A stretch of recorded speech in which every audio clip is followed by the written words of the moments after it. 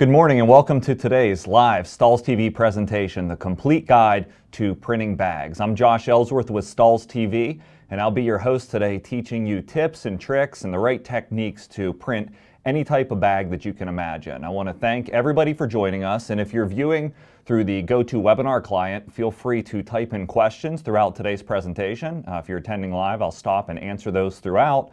Also, if you're attending on Facebook Live, feel free to type in questions and we'll do our best to get to everybody's questions throughout the presentation or afterwards. We've slated for 45 minutes together and we have a ton of info to go through to help you with heat printing bags. Let's start with the basics in that heat printing bags can be a very profitable opportunity for you. It's when you talk about heat printing in general compared to other technologies for printing bags or decorating bags like embroidery or screen printing, I believe that the ease of use in loading and printing a bag is going to help you move more products through your shop, be able to print more items per hour. And bags are that great accessory sale that can be packaged with a garment, a jacket, an item for almost any client. There are many different styles of bags out there. Today we'll be leveraging bags provided by Sanmar, who's a great blank wholesale provider of bags, t-shirts, and more. And we'll also be leveraging some products from Wholesale Boutique that they've been nice enough to donate through the presentation. Before you jump into printing bags, or if you've tried it before and have had some issues, I think I'd like to start with sort of building the foundation in knowledge. There are so many styles in fabric compositions and constructions of bags out there on the market. It's really impossible for Stahls as a supplier to have an exact setting and recommendation of a product, a compatible material for each. That's why we're giving this class, because I believe with a solid understanding of the principles of bag decoration and heat printing and what to watch out for, you'll have the base knowledge, the foundation to really buy any bag and understand the best practices for how to heat print it. And so with that, I'd like to start with the most fundamental thing over at the Hotronix Fusion Heat Press, which I'll be printing the majority of the bags on today, and that's all about getting your item flat. So let's walk over to the Fusion to discuss this. So when you talk about a heat press, loadability is everything, especially if you want to get into accessory items and being able to print items such as bags.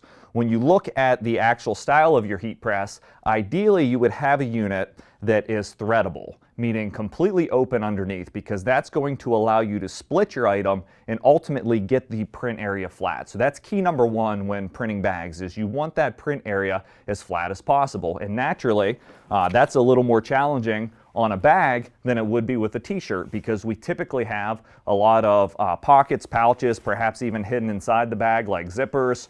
We have straps, seams, just tough to reach areas for printing. And you'll see as we go through a wide variety of bags, getting the print area flat is the number one challenge and the most important thing to start. That will give you an accurate heat transfer, and getting the area flat will also prevent ruining the bag with things like print through. And when you heat it, you can sort of see that zipper mark or that seam mark either glossed up or printing through to the surface of your bag. So number one with getting your item flat is trying to have a heat press that's threadable. Now I am going to show you some tips if you don't have a threadable heat press on how you can print bags, but if you're just buying a heat press or upgrading, ideally it would be threadable, meaning you can split your item on and load it. Now the next key is everything won't fit onto this 16 by 20 platen. While I have a fairly large bag here, even in this tote style, it still will not split and load onto this platen. It just won't fit. So the next tip with heat printing bags is you want to have platens or lower attachments that are interchangeable. In this case, there's a quick release lever on the Hotronix Fusion. It's on all of our Stahls lines of machines, including the clamshell styles like the Stahls Max we'll use in a bit, but you want to be able to easily take off this larger attachment for something that's sized right for the particular bag, the particular placement that you want to hit. So you'll see me all morning changing out different attachments throughout our time together. In this case, I'm going to load the 11 by 15 attachments. Any attachment that I'm using can be loaded portrait or landscape, so you can rotate it for a horizontal or vertical placement and basically lock that lever back into place. So I like to call that the lightning latch because it allows you to click off and change very easily. Now, another tip, when you're picking the side of the bag to print, we can see on one side we have a zipper, on one side we do not. Inside of the bag, both outsides of the bags are identical. So I would choose to print the side without the zipper and try to load that item onto my 11 by 15 attachment. Now, if I'm having a hard time loading it, I can try to split and load it on, which in this case, I'm just trying to clear the bottom here. It's just a perfect fit on this 11 by 15, but I still have some seams up on the heater on the side, which could cause a potential issue. So I may be better off on this particular style to either load it this way, just spin it around and try to load it, and then take another look. So you can see there's some trial and error here, and now I have the straps up on the heater, which is going to cause an issue. Once again, potentially uneven pressure. Not that it's going to affect my print area here, but this is going to receive pressure, undue pressure, a lot of pressure. It may damage the straps on this bag. So an actual ideal platen, in this case, for printing this bag, may be something like an 8 by 10 inch. So you get the concept. You want to keep in mind the bag construction that you're printing and what platen size is optimal for loadability. In this case, with an 8 by 10 platen, the item is very easily loaded. I get rid of my straps, I get rid of my side seams, and I have a nice flat printing area. Now, consequently, you want to be aware of this on what platen works for what bag, because of course you want your design to fit on the platen. The worst thing you want to do is come up with a 10 by 10 design that's too large for your 8 by 10 platen. So with the proper platen selected, the bag loaded on, it's time to basically place and print. Now, the rules of heat printing say you should always preheat to remove the moisture and wrinkles. I like to preheat on bags just to sort of dial in my pressure appropriately for printability. Bags in general are not going to be laundered, so preheating is kind of optional in my mind, but it is necessary to make sure you have the proper pressure that's going to be applied down on the print area. Next, we'll place our transfer. In this case, we're printing a denier polyester bag, so there is a wide variety of compatible heat transfer styles for placement. Also notice that I'm erring on the higher side of the bag for placement because a bag is designed to be filled with items. And so naturally, items are going to occupy the lower half of the bag, so you don't want to just split and center the difference. You want to place it higher. I'm going to step in front of the press to make sure I have my design centered between these two straps that are hanging down. I'm going to do a quick visual check of that. And I'm ready to cover it and heat apply it for the recommended time, temperature, and pressure for the particular heat transfer type that I'm using. Got to take a second to breathe when you're swapping platens in and out and you don't stop talking. You tend to run out of breath, which I'm doing here. They're laughing at me in the studio. So I'm going to swing away the press. I've applied it for 10 seconds. And then I'm going to remove the carrier, and the only thing that sticks is my print. Now, if you've printed bags before, you know that sometimes this carrier mark can indent the actual bag that you're printing. So it's good not only to know the shape and the style of the bag for loadability, it's important to know the fabric construction, not necessarily for compatibility of the transfer as if you would need to know if it were a garment and it were going to be laundered, but more on how it's going to react with the outline of the transfer sheet or the carrier you are applying down. When we're dealing with a denier, which is very common in a bag construction, sort of that pebbled finish, whether it's a polyester or a nylon, those are not very likely to leave an indent mark from this carrier at all. When you're dealing with a canvas bag, a cotton bag, for instance, not very likely to show this indent mark. And why I point that out is because there are some bag constructions that are leather or faux leather or polyurethane that are almost like a soft plastic, like a shoe construction, where you would have a high risk of leaving an indent mark from this carrier. And for those styles of bags, as we'll show you later, you need to take some special precautions to make sure you can remove this carrier quicker before the full application so you don't compromise the quality of the finished bag. But what we have here, very quick and easy, just to give you the rundown, to line up, press, and print a heat transfer film, in this case a patterned heat transfer film, onto a bag. This can very easily be produced from a patterned heat transfer vinyl, or if you own a printer cutter, the idea of printing patterns. And so some of the versatility of heat printing is not only can I print this placement, but I'll head back over to the table and show you another bag where we've actually personalized the strap of the bag. And so there's a lot of versatility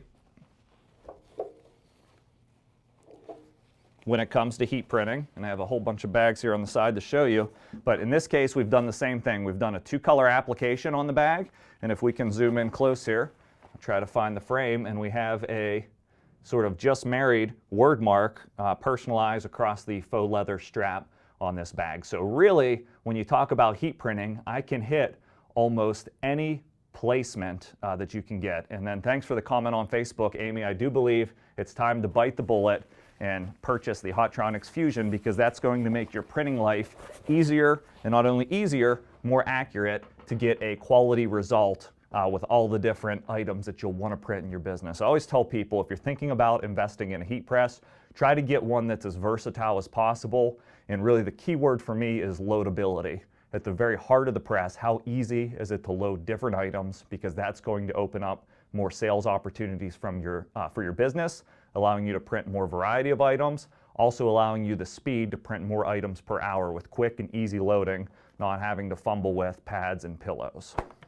So, threadability is best when you talk about a heat press and heat printing. Now, having said that, pillows and pads are certainly a choice.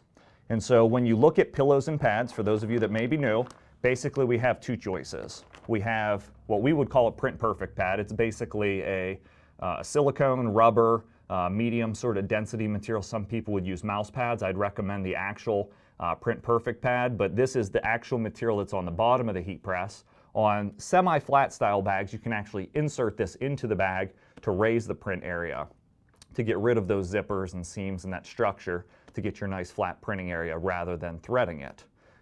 Doesn't always work on some of the constructions, but a nice option for relatively flat bags and tough to do placements.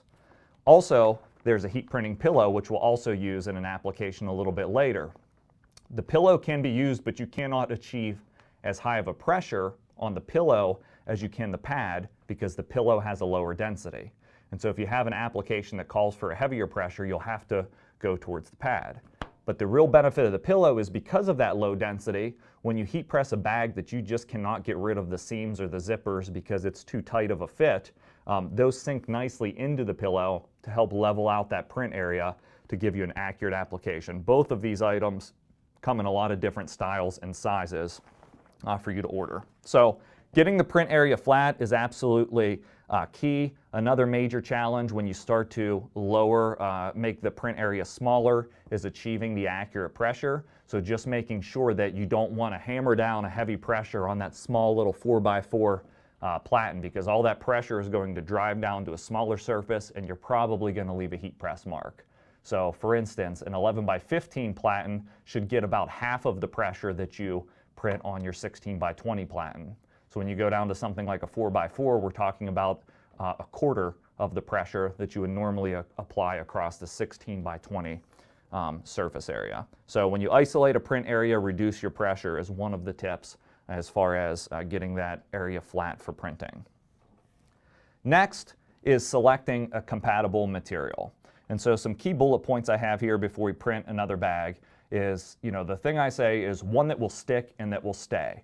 We're not, even if it's a nylon bag, we're not actually having to have a nylon adhesive. As long as we have a material that's versatile, that's going to stick and going to stay, this is not an application that's going to be washed 50 times. So it's not like a nylon football jersey where you'd have to have a nylon compatible adhesive material. Quite frankly, I use fashion film from Stahls on the vast majority of the bags that I've ever decorated, and glitter flake works as well for those of you that are using that. You also want to make sure when you talk about selecting a compatible material, you want one that won't leave a marking on the bag. And when I talked about the Mylar marking, basically that means one that you can release very easily, which means I can shorten the dwell time and tack it down. For this reason, as well as the low temp reason, you'll see heat transfer vinyls used a lot more, both in the single color and the print cut digital heat transfer vinyl forms, used a lot more on bags than you will see a screen printed transfer. However, when you start to decorate a bag, screen printed transfers are an option as long as they won't leave the marking of the paper. And so with that, I want to decorate one of the more challenging bags with a screen printed transfer over at my Stahls Max Press and talk to you a little bit about that application.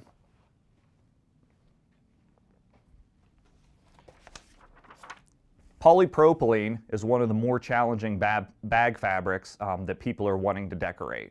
The reason is this is a sort of bag made out of recycled pop bottles, so a lot of plastic in here. It's very heat sensitive, prone to melt, but a lot of grocery stores for the past probably 5 years have been utilizing these and encouraging customers to bring the bag back in order to fill their groceries rather than use a plastic bag. And so printing these can be a big opportunity for your business. There are a variety of styles of materials that can be used to print these. In this case, I'm going to use an Elastoprint's heat transfer. So I'm going to lay my bag down on the heat press. You'll notice I'm just laying it flat because these are very thin seam structure. There's really nothing to worry about here. I'm going to just sort of hang off the edge, the handle construction to make sure I don't get any glossing up. And then I have my heat press set at 275 degrees for 15 seconds, which is the application recommendation for an Elastoprint's heat transfer. So this transfer is manufactured by Transfer Express. They can manufacture transfers in a lot of different ink formulations. I prefer the Elastoprint's almost 100% of the time for any bag application because it has a lower temperature and it's a lot less likely to melt, scorch, or damage your bag. So screen printing ink actually on the transfer sheet, I'm just going to sort of look through the paper to position it down. You want to make sure you've dialed in your pressure appropriately. And then this takes 275 degrees. Stand in front of it to lock it down for that 15 seconds. And it's a cold peel, so I'll let it cool completely down before I peel the backing. Now, I've melted probably a dozen of these in my lifetime at trade shows, trying new things when they first came out. And so it's key to have a transfer that presses down at 275 degrees or less. So Elastoprint's fits that model. You can actually drop the heat application temperature on fashion film or express print. So there's a wide variety of materials that will allow you to drop the application temperature to finish these off. I'm going to move it from the heat press and actually head back over to the table so it can cool down since it is a cold peel. We'll let that cool completely down, and every heat transfer has a recommendation whether to peel it hot, warm, or cold. And so just to sort of recap that, screen printed transfers will work on bags, but sometimes when that fast hack is necessary, and I'll show you one of those next, you're going to have some challenges here with screen printed transfers. So you just want to test your bag and see if it's going to have an indent mark that's going to be left by paper or by a Mylar carrier. And so I actually did that before this class came on. I snipped a little piece of a Mylar carrier off of our fashion film without the film and just test printed it to an inconspicuous area on the bag and just seeing if it would leave an indent mark. So you will have to do some pre-flight testing across your different bag styles to get the finished result. And so we've printed this. One of the benefits of screen printed transfers is you can get a lot of the detail that you don't have to weed. You can get multiple colors all in one print area. So very quick, very easy, and screen printed transfers naturally are really good for mid-size to higher quantities. So where I personalized a monogram on the previous bag, that's not going to be a good fit for a screen printed transfer. But where I have, Florentine Panthers volleyball and I need a few dozen or more of these for the volleyball team and the fans for a game or an event, screen printed transfers are a great choice because I don't have to cut and weed and do all the labor to get this result. I get the benefits of using a screen over and over and over again for that quantity when we're printing this. A lot more to show you, but I want to stop for questions to make sure I'm not missing anything. There was a question earlier concerning the canvas bag. Okay.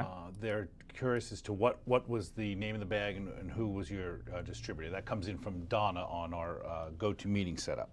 Okay, the canvas bag earlier that we did receive was from Wholesale Boutique with the leather strap. So that's just wholesaleboutique.com. I'm not sure, are they hearing you on air, Joe, with your questions? Yes, they should be. Okay, I just wanted to make sure I didn't have to repeat them. And then also, Question about can I press on a North Face jacket that came across on Facebook.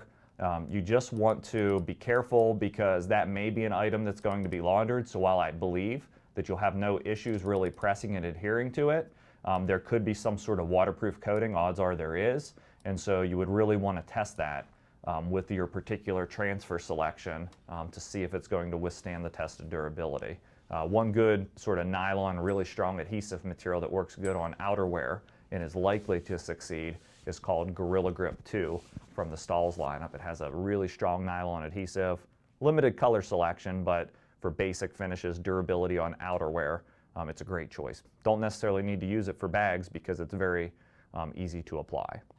Another question, as we move back over to the heat press, there was a question on how do you press a nylon bag? I'm worried about melting. And so really, I'm going to grab another bag, and this is, we have some different things here. Here would be a good example of, it actually may be a poly, but could easily be a nylon bag, and the techniques I'm going to show you would work across nylon as well. And really, you want to just test your bag for heat sensitivity and then drop your temperature accordingly. And so this particular bag, not only am I applying fashion film and 3M reflective on it for the high visibility, both of those products recommend a 320 to 330 degree application for 20 to 25 seconds for 3M and 10 to 15 seconds for fashion film. What I'm going to encourage you to do is sort of break the rules, and when you have a material that is versatile, will hot peel like these two products and like glitter, you can drop your temperature down for bags that won't be laundered. So pressing these at 280 degrees for 10 seconds is going to be no issue. And so what I would recommend doing is this one works nice on the platen I've loaded. I want to make sure I find the opening end of the bag. This is the 8x10 platen, and so if we come in here close up, the other issue I'm going to have with this bag is it has the potential to leave a Mylar marker, an indent, because of that smooth surface.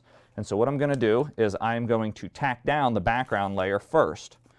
First I'm going to just make sure I have everything aligned as I would like to see fit. This is a two-color application. The Great Race is in 3M reflective, and 5K is in fashion film. If you're worried about alignment, you can always do a laser alignment system that will help you out as far as getting items straight. So I'm just going to tack the reflective portion of the design down for just a few seconds. And keep in mind, heat transfer films are very versatile. So if for some reason this carrier doesn't want to release, notice how I'm going slower and it wants to lift the letters. If it did, I can just stop and repress it for a few more seconds. Basically, I'm just looking for a temporary tack down of these products to get that carrier off. So position it down, and it also helps, to eliminate Mylar marks on any of your standard layer application where the carrier may overlap another heat transfer film. The same sort of techniques ring true. So I'm just going to give that side a few more seconds, because keep in mind, I'm worried this carrier is going to leave a mark on this bag. Remove it. Now I'll heat press them both for 10 seconds to get the durability. So most heat transfer films you can heat press for 10 seconds, get good adhesion, get good durability. So to answer the question, if you have a bag that's scorching, I recommend moving to a heat transfer film, whether it's a digital transfer or a CAD cut, vinyl cut transfer, and dropping your temperature down in order to complete the application. That should give you great durability, great finished results. And so you'll see sort of a heat press. It's not a mark, it's just the indent of the platen.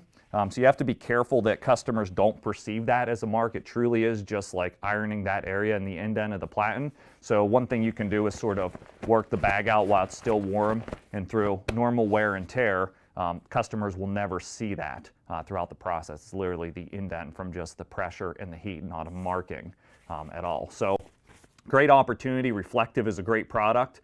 3M Reflective is a great product to use on bag for the visibility, whether it's for kids on backpacks waiting for the bus in low light conditions, or walking home from school, or something like walks or runs or races, bicycling.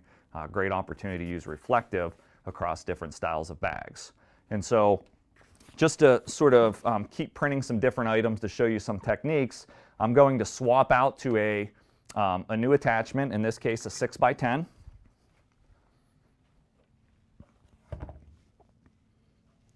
Show you a couple more items that don't require a pillow or a pad.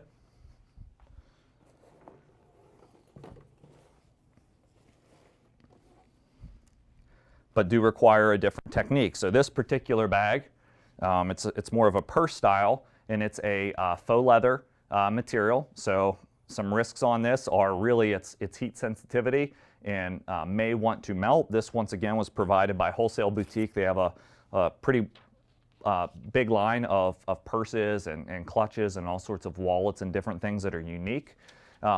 Something you'll notice on this one, if we can go back to the close-up view, is this is the one where I trimmed off a small piece of the carrier, locked it down to see if it would leave a Mylar mark, and I don't have that issue with this particular bag. And so what I'm able to do is just run a full application without worrying about it. So I'll just unzip the purse, examine the inside structure of it. I can see here's the side with the cell phone pouch and the zipper for the change, and so let's stay away from that side if we can, because that may print through to the surface. Get my cover sheet out of the way, and we'll split and load this on, trying to get a nice flat print area. So I'm just going to feel it and sort of hold the edges down. I see that it's falling off the edge. So a 6x10 platen is the perfect fit on this. It's good. I still have visibility of the straps, which is going to allow me to center my design. And we did a concept here of the 24 karat club, which would be maybe somebody that sold a lot in their particular company. Barely fits on there, so you want to be careful. Ideally, I would have sized that a little bit smaller because it's practically 6x10 right out to the edge. But once you position that down, now I can heat print it. Now, something I know about this bag is that it is heat sensitive. And so anytime you're dealing with something heat sensitive, and we've used this and taught this concept with shoes for a number of years, if it's not going to be laundered, you can use this flexible application pad. This is a pad that helps to prevent the direct heat and the scorching and the melting of the bag. So a good example of something that I would want to use this on would be here, making sure not to move the bag when I place it.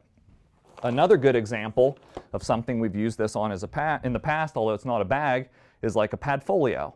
So anytime you have like a soft plastic or leather item like that, it's a great option to use. Now when you do press it, I changed my platen. I should have checked the pressure first, but that's okay.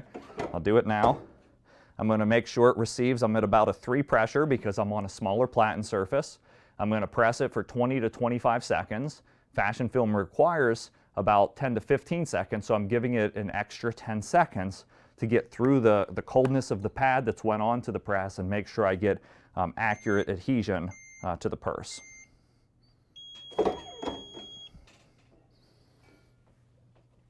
Fold it back. Fashion film is usually a hot peel. Let's see how it responded on these corners. Remove the carrier. And I have a completed item. So you can start to think of the profit potential with a product like this. So the idea here is that regardless of the concept, this would be a good one for personalization or monogramming if you want to run a sale on your store. The idea is I can personalize nearly anything with a heat press in a matter of 30 seconds. And so the profit potential and what you can make with the right style of heat press really starts to take off. So I'm going to bring one more application over because this is an interesting item and it'll show you a new technique. This, I guess, is, I don't know, a makeup bag. That's what you would call it. Sorry, I'm a guy, so I don't know all these things. But you can see it's a very small print area if we bring it in close. It's really difficult sort of to put on here in print because I would have the edges sort of lifting up. So there's a couple different things I can do with this. Number one is I can grab a heat printing pillow. I need to find it.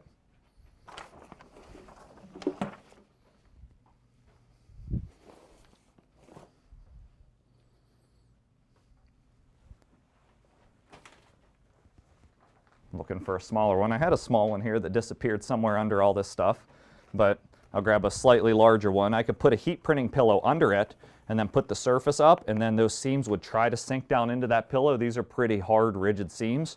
So I'm a little concerned about that. So the next sort of option would be I can build up the area with the Print Perfect pad or with an optional platen, assuming that my transfer will fit. So in this case, I have the option of a little 4x4 attachment that has a 4x4 raised pad on it that I can use, or I can trim one of my Print Perfect pads that has a little more density down to a 4x4 surface, or slightly smaller, and put it on top. So now I'm using pads or pillows in combination with smaller platens to really isolate my print area. And once I have that all set up, I just want to make sure that my transfer, in this case I'm going to apply down CAD cut adhesive, is going to fit across my pad, which it will. Before I do that and place it though, I'm going to go ahead and try to dial in my pressure because I've added additional thickness onto here with the Print Perfect pad. So I've added additional thickness, so I'm going to turn the knob on the pressure, do some test lockdowns to make sure I'm achieving it. Right now I'm on about a 2, which is about right because remember I'm going to a really small isolated area. And I'm going to stand in front of the press to try to lock down this adhesive on the bag and get it positioned properly. Just slide my pad down to make sure it's going to fit completely, just pressing down on the edges of the design where I can see my adhesive. Going to cover it with a cover sheet and give it the application. So what I'm showing you here is a 2-step application using CAD cut adhesive and a product called heat transfer foil. It's a great little transfer style to be creative, to come up with monograms, and the foil sort of application is trending hot right now. So I'm just going to tack the adhesive on for a few seconds, get it to temporarily stay. It's tough to see that, but you'll have to trust me. There's like a clear adhesive with the letter C and a monogram frame around it. And then I take my foil color of choice, which is just, I mean, this stuff's about 10 cents per linear foot. It's so inexpensive for the foil. Lay it on top, cover it once again with my cover sheet. The foil does require a little more pressure, so I'm just going to give it sort of a quarter turn and lock it down now for a full 10 seconds for the foil layer. I'll wait after this is applied. I'm going to head back over to the table and then let it cool down because foil is a cold peel. So once again, that's just sort of a way that you can use pads, pillows, attachments to accomplish the same purpose as the interchangeable platens. However, the platens are always better. It's always going to make your life quicker. Your job's quicker, easier when switching, and going to give you more versatility and more accuracy long term. So flip this over to sort of let it pull the heat out to cool down, and let's take some questions while we're waiting on that to cool. I see one on Facebook. I can see the Facebook screen over here to my left. That's why I'm looking there. Is umbrellas best heat transfer vinyl? So umbrellas can be nylon or polyester. Once again, I like fashion film. I like glitter flake. It's probably one you have in stock if you're decorating t-shirts. It works great on umbrellas. I like to use either the 6x10 or the 4x4 attachment to sort of get in between the wiring of the umbrella when you open it and load it on. Hopefully you're not superstitious if you're printing a lot of umbrellas, but the product works great every time. What else do we have, Joe? Is the adhesive available by itself, or do you have to purchase it with the foil? Yeah, so the adhesive is available in 5 and 10 yard rolls, 12 inches wide to cut on your vinyl cutter. And then the foil is purchased completely separate from that. And Lou would like to know what material did you use on the handle of the that one bag, and will it have a rub off, or how is that going to work for it? The handle of the bag is also fashion film, and it blends in so nice it's not going to scratch off or anything. Now, if you're applying this to like footwear or cleats, obviously it would wear down just like the material of the shoe would wear down, but on that handle on a bag application, not really much concern at all. All right, so this is complete. If we want to zoom close so I can show the peel here. And so basically after it's been completed, you're just going to take the foil and remove it. And you can see all you get is the foil print. And this is one of my favorite colors. You get that sort of metallic rainbow effect as I move it around. Camera can almost not even pick it up because it's such a cool sheen on it. So really nice, easy way to customize using the adhesive and foil.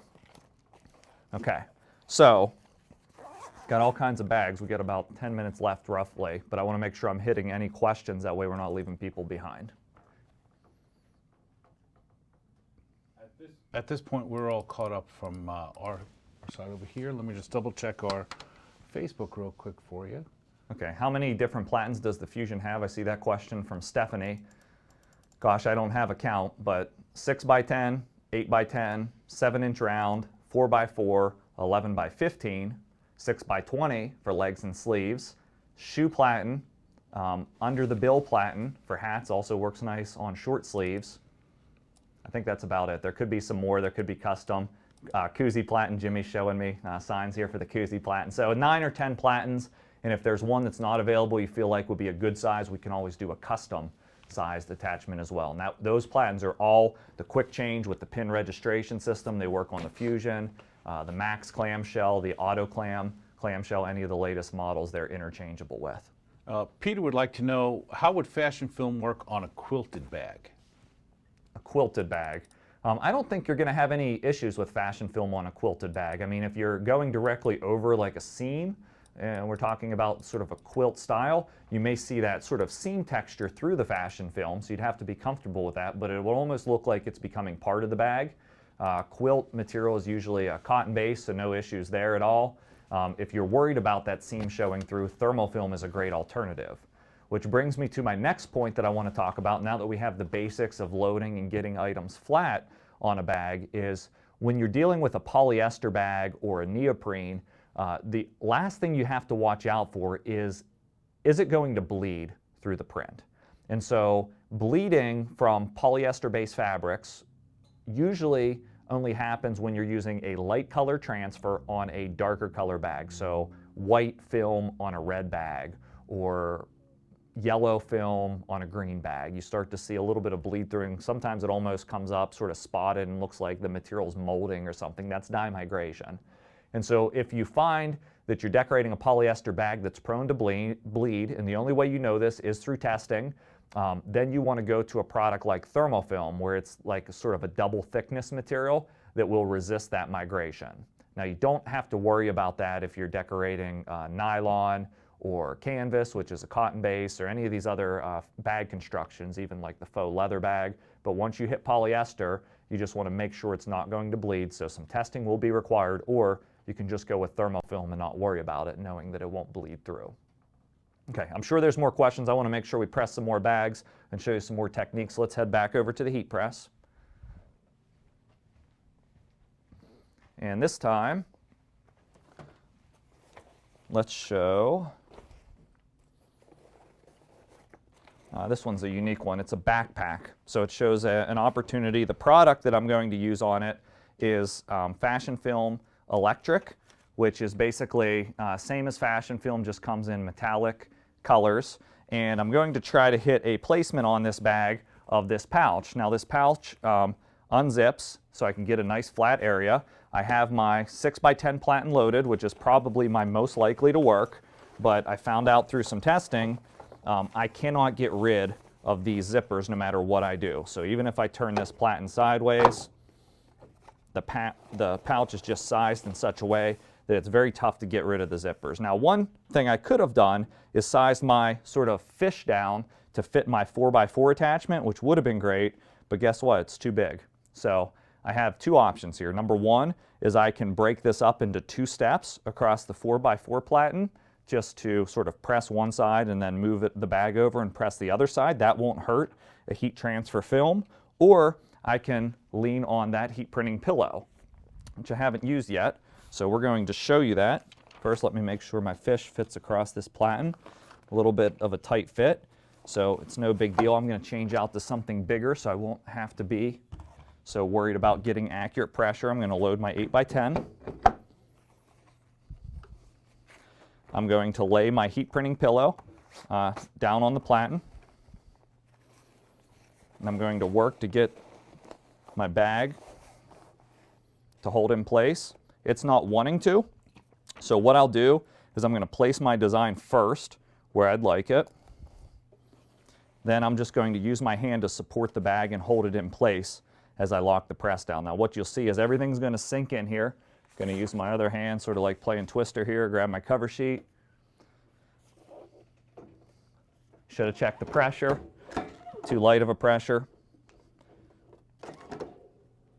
Especially with a pillow, you're going to have to err on the side of a heavier pressure to be able to get through that low density and have all the seams sink in.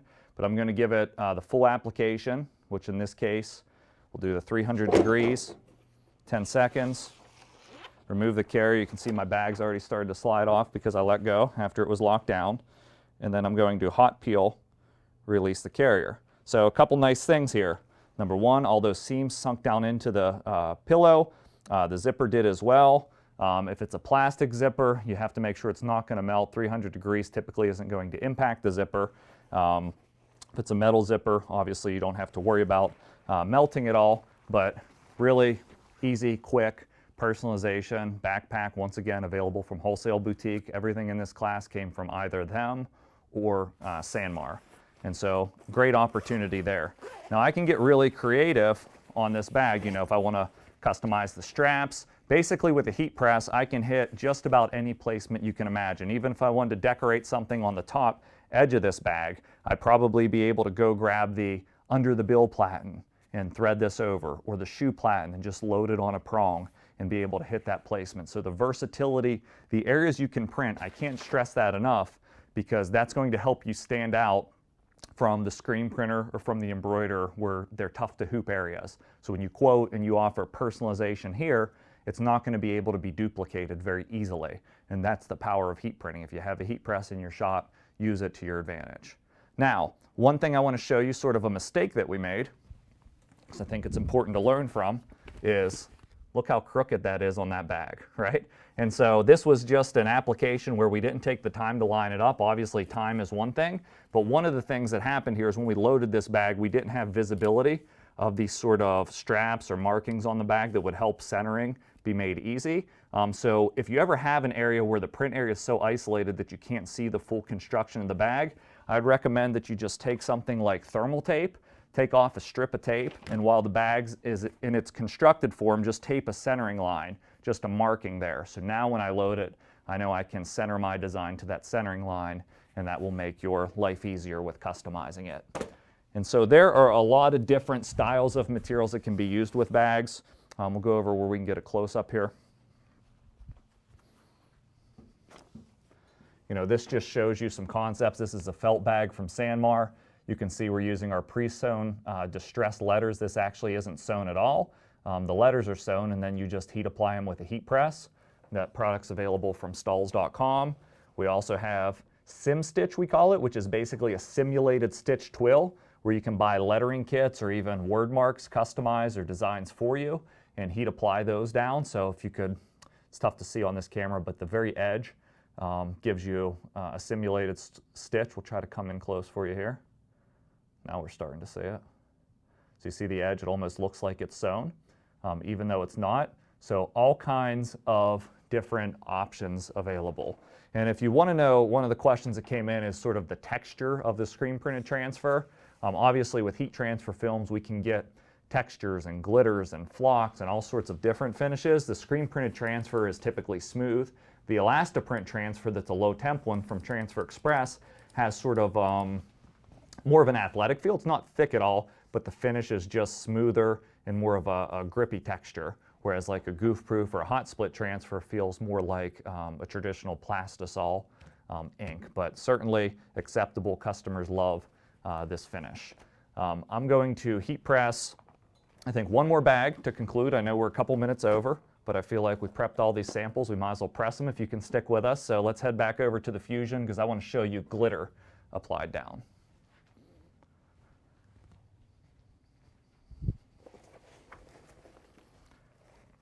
In this particular case, we're going to hit 2 placements in one application. So we have a monogram that's going to go on the front of the bag, and then we also have a name drop that's going to hit here. And so we've designed this in such a way, once again, I cannot stress enough how important it is to know your print area when you're creating your design and your design size, because we designed this in such a way that it would fit perfectly on this 6x10 platen.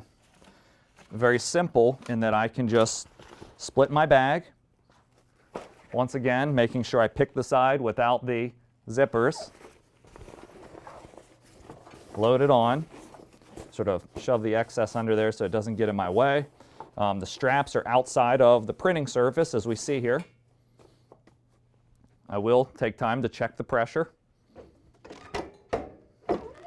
And we're good on that surface. Now I'm going to do a word mark, so customization is huge. I'm going to drop Emily Ann's name there, and then Emily Ann's initials for her monogram design right below. Notice there is a seam on the pressing surface. I could load a pillow and be a little more accurate with this, but it is such a flat seam, I'm really not worried about it. And so it's just sort of a judgment call. When you start to get really thick zippers and seams, sure, you don't want to keep them on there because they may gloss up. This is a denier poly material, the bag texture, so it's very forgiving with not leaving heat press marks. So a lot of this is just having the baseline knowledge and knowing what you're going to be working with. So glitter flake, I'm going to press it down at the 300 degrees for 10 seconds. And while we're finishing this up, Joe, go ahead and throw me some questions. John would like to, let me turn my mic on. Okay. John would like to know what's the turn time on the screen printed transfers? Okay, so screen printed transfers, single color designs ship in the same day. And then I believe right now, I can't remember if it's two color designs ship same day or next day, but if you go onto transferexpress.com, they actually have a lot of tools for you. They have a designer that when you design within their EasyView designer online, that it will actually quote you your ship date as you're designing and setting your quantity. But it's typically a 1 to 2 day turn for screen printed transfers, and they offer a speedy air program where they offer 2-day shipping for the price of ground, so you can get transfers very quick. They do manufacture those in Ohio, in Mentor, Ohio, as far as delivery time. What else? What would be the approximate temperature setting for using umbrellas and faux leather? So if you're doing an umbrella, that's a little more flexible than a faux leather. So an umbrella, I would just run my typical 300 degree, 320 degree application for the 10 to 15 seconds. Test to see if it's going to leave the Mylar mark, because you may need to tack, peel, and then finish. When I say tack, I'm talking 2 to 3 seconds. So that should cover umbrellas. When you're dealing with faux leather, that's when I recommend you use that flexible application pad, that rubberized pad we showed earlier, and add on the extra 10 seconds. So a minimum of 20, 25 seconds on those faux leather items. Fashion film, glitter flake, these are going to be your key products for personalizing bags of all type, making sure we lean on thermofilm when we have a bleeding issue. We've had several people ask, some have joined us late, and some have just wanted to know for future reference, will this be on again where they can rewatch it? And yes, we will have this ready for you in about a week's time on StahlsTV.com. Yeah, so StahlsTV.com, it'll be there. And actually, since we're broadcasting live on Facebook, it'll be indexed on Facebook on our newsfeed. And you can actually start from the beginning and watch it immediately when we're done here on Facebook. Type any questions. We'll keep an eye on it to help you out as you have questions throughout. Any additional questions? I know we probably passed some on Facebook. My first thing I'm going to do when we finish is walk back to my computer and take some time to answer those. So we're over our time a bit. I want to thank you for attending. If you haven't registered for StahlsTV.com, we do tutorials like this all the time. We have, I believe, over 600 videos now indexed on the site that are free to you. All you need to do is register to watch them. I'm Josh Ellsworth with Stahls TV. Thanks for joining us today.